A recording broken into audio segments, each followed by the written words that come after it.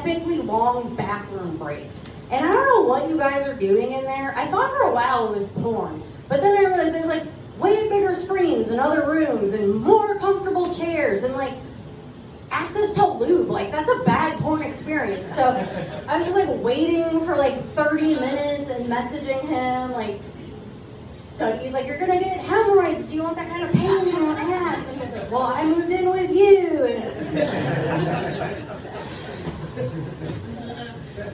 And then I realized this is long enough to like knock out an episode of Snapped or some shit. Like, this is when I'll watch the fucking true crime. So he's in there and I'll watch whatever, and then, I mean, I still like want to share stories, right? So he comes back, and the last one I shared with him, I was like, I got a fun fact from my murder show. And he was like, okay, what do you got for me? He was like, okay, guess what I have in common with an estimated 16% of serial killers, babe. And he just starts firing off weirdly accurate facts. Like, he's like, you're short, you have brown eyes, you've lived in Colorado. And then I realized he's autistic, this is on me. Like, I should have just said I'm gonna tell you. I love him, he's very smart, and it's my fault. So I said, no, wait for it. Me and 16% maybe of serial killers are adopted. He was like, oh, that's interesting. And so he's real quiet, and I was like, what are you thinking? I was like, well, you told me another fun fact. I'm like, because I am full of them.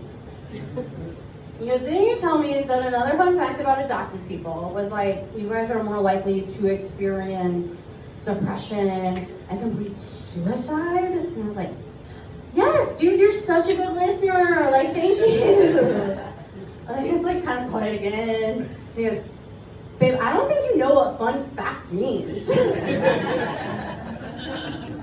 right, that is accurate. Accurate. I do think that there's a crossover if you're interested in true crime and being interested in self-defense. I don't know if anybody also shares this Venn diagram. It's a circle in my mind. But I thought, all right, I'm not gonna get got, I'm gonna take a Krav Maga class. It was so intense, you guys. I walked in and there was one other chick there, and it turned out she was the instructor. So we do the class, and I'm sweating bullets at the end, and she was like, we'll see you next week, right? And I was like, no, you will not. She's like, oh my God, was it like not a good workout? And I was like, it was an incredible workout. All of those men are mad at their mother. I was fighting for my life out there. Fuck this. So the next day at work, I was telling the guys that I worked with about it, and like, they're nerds, like super nerds. I was like, one of them's gonna have some kind of suggestion. And did not disappoint. One of them goes, hey, you should come and do a class with me. In my practice, we learn how to defend ourselves with 2 knives. Like, my dude, I'm just trying to get like from the comedy club to the car. I'm not trying to be like a Teenage Mutant Ninja Turtle or whatever the fuck. But like, side note, don't fuck with Jeffrey. He's the baddest data engineer in Denver, apparently. So like, I'm just gonna get some mace, I guess. Like, that's what I'll do. And like, they all were like, that's not a good deterrent. And I was like, what?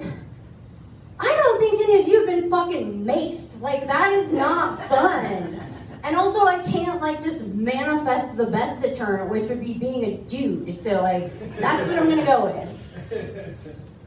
Also, if you're gonna throw me in a van after I've maced you, I think you probably want to hang out with me more than I want to be alive. Like, that's on you.